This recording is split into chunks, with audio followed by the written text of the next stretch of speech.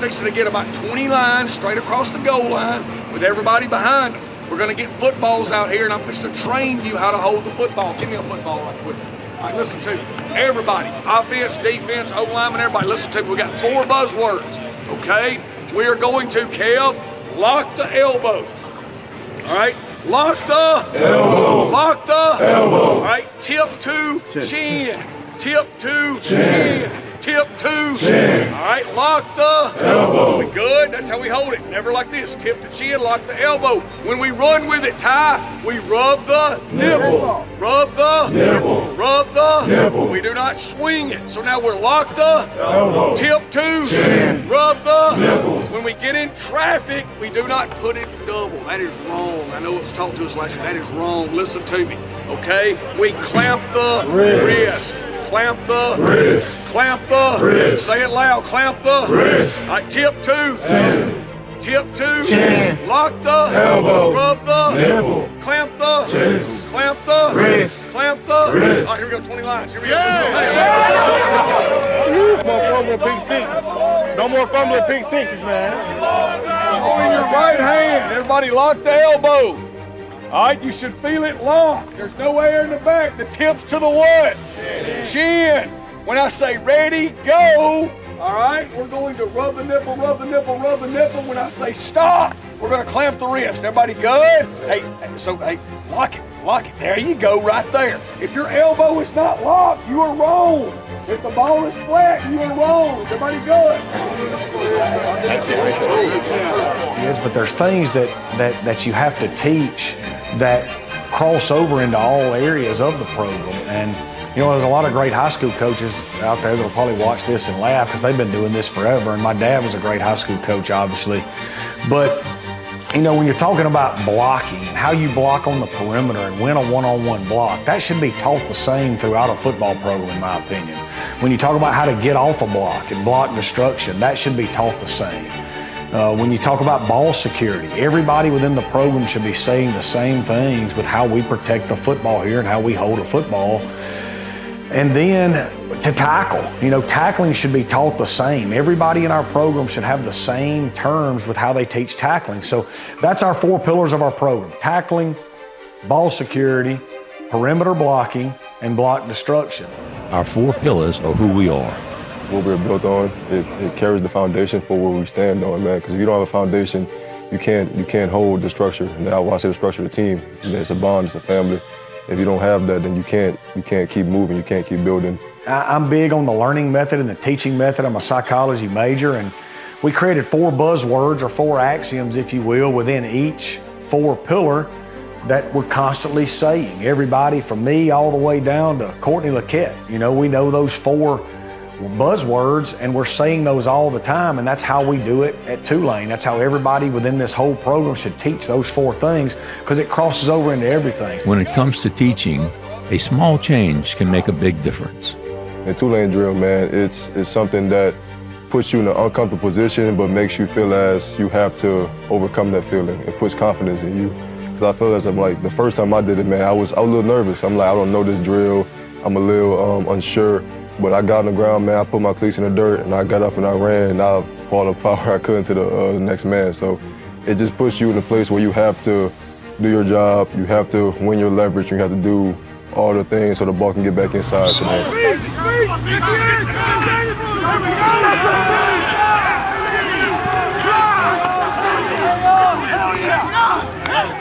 And we call it Tulane drill because it is. There is one segment of all 4 pillars. You have a ball carrier, all right, who is trying to make somebody miss while demonstrating elite ball security. All right, you have a perimeter blocker who is trying to get a reach or remove block on the perimeter. Okay, you have a block destructor who is trying to win leverage, keep leverage, and then get himself off of a block in order to get involved in the tackle. And then you have a tackler who's using all those axioms from that pillar on approach to tackling. So it allows us to get all 4 in one quick segment. It puts players in that scenario of competitiveness to where they have to have a one-on-one and they either win or they lose. There's nobody to look at but themselves. And what can they do to grow and improve, or what did they not do that they should have done? Going through the drill every day and just being hyped for everybody in the drill all the time, it just makes it way much easier for everyone to enjoy it. The people going in the drill, you switch positions, you do different jobs, so you understand how your job affects the next person. And basically, us doing this so early allows us just to gel so much quicker and hone in on these 4 axioms in order to win games in the fall. Hey, Flex, let's go get it,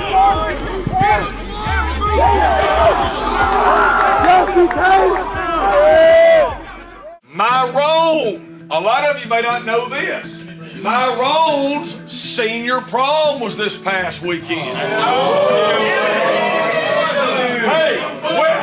Where was Myron on Saturday? Right here. Freaking right here. All right? Because, hey, is love a feeling or an action? It takes sacrifice. Everything we've said, from Dresh to Jamori to DJ to Myron, there was a sacrifice involved in this. Everybody understand that? That's what love is. That's a very big part on who Tulane guys are outside of football, and that makes a big impact on the community around us. So they can see how they view us outside of football as a person and not a player. It was a no-brainer to keep our core values in the program. And to live by them, you have to call them out.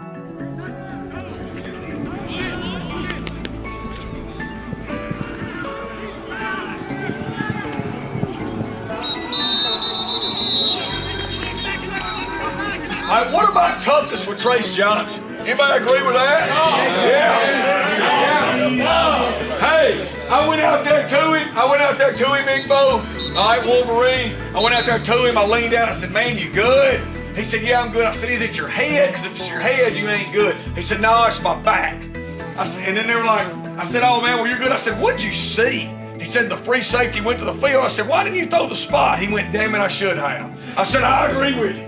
All right, and then he looked at me and he said, get me up. And they were like, no, you got to stay now. We got to take you back. He said, no, get me up.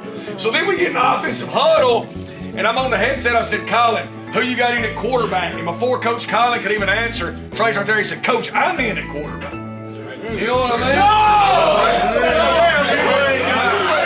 If you're going to put it on the wall, if you're going to say this is who you are, if you're going to say these are our core values, then number one, we have to train and show these young men what those things look like. So when they are doing those things or embodying those characteristics, we want to celebrate it because that's who we say we are. We say a Tulane guy has a great attitude. He's extremely tough. He's extremely disciplined. He's grown from being externally disciplined to being self-disciplined. And then he's got tremendous love. And love is not a feeling. Love is sacrifice. Love is an action. So when we catch a young man doing one of those core values, we want to celebrate him in front of the team. And we want to encourage that to grow and more people to do it.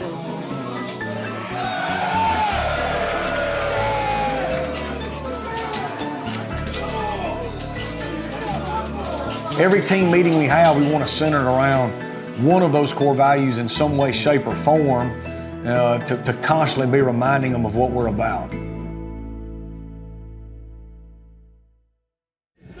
This spring has to be physical. So we knew we wanted to be extremely physical this spring. We knew we had a lot of new bodies that hadn't played a whole lot, but were really talented on the defensive side of the football, so I knew I wanted to tackle. I wanted to tackle as much as we could.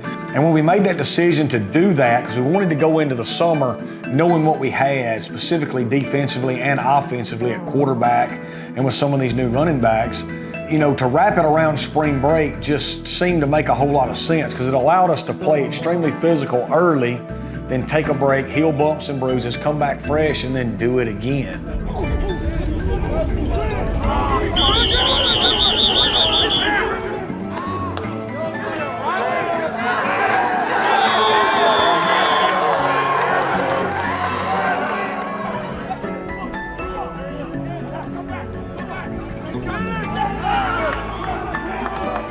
Maintaining physicality and focus requires discipline at every level of the program.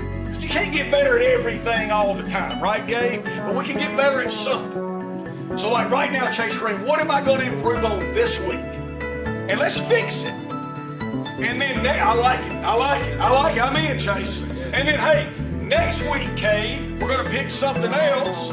And then next week, DJ, we're going to pick something else. And over the course of 3 weeks, everybody in here is going to get better at 3 things. And we're going to be a whole lot better football teams. Everybody good with that? Because that's the way you improve in life, guys. Like, you don't wake up every day and say, oh, I'm just going to fix everything.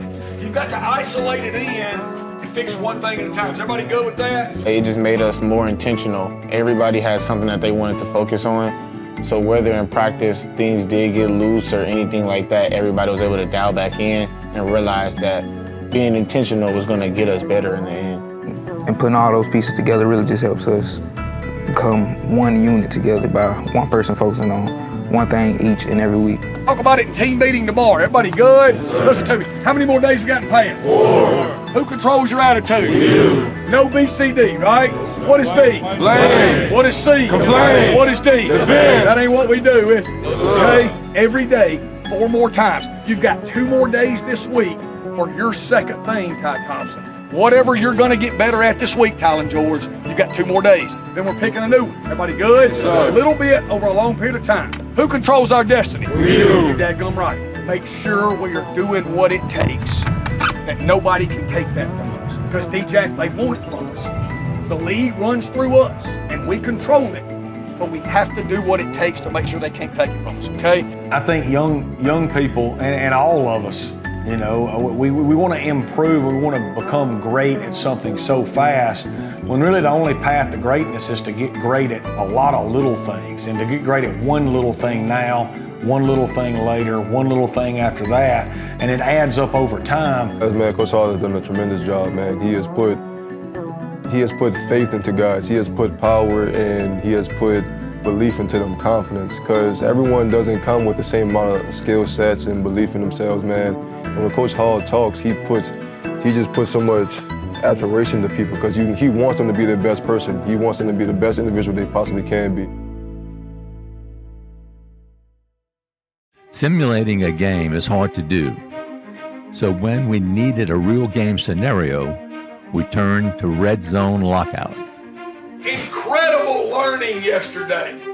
Okay, does everybody agree with that? Like that Redzone Lockout, man, is that not fun? Okay, incredible learning. Yeah, so the origin for me comes from Dan Lanning at Oregon. I think it's just the coolest way to have competitive play, offense versus defense, in a fair scoring format, but also it trains defensively and offensively your kids to understand, you know, what really goes on in the red zone and how that affects the outcomes of games later on. I need everybody to understand this, on defense and offense. The defense had 2 takeaways yesterday. Without one of them, the score would have been 18-14 on offense. That makes sense? My point is this, offensively, turning the ball over down there is devastating. Field goals keep you in the game and give you an opportunity to win it later. Defensively, takeaways down there is big time. It puts you in a position to where it's going to be really hard for the other team to win the game. Giving up a field goal down there defensively is just a little bit better than the offense getting a field goal, right? Like that point system. And then the next thing it teaches you defense is to win games and close out games, Kev, in the 4th and 3rd quarter. You're going to have to get a 4th down stop or a takeaway. You know what I'm saying? Because at the end of the game, when we have the lead, and JC, we're going to have leads, aren't we? They're going to be going for it, okay? And we got to close it out that way. Everybody good with that? I mean, Redzone Lockout is definitely one of my favorite periods of practice, and definitely one of my things that happen during spring ball. It get real competitive out there with the offense and defense.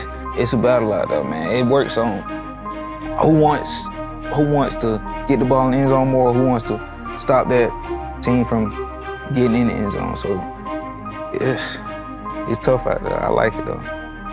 It was just competition. We knew that we were gonna have a chance to compete. The point system made it fair for us, we felt like, and not just favoring the offense all the time during practice. So we just felt like we had to come out here and make our plays, and then we'll have a good chance of winning it.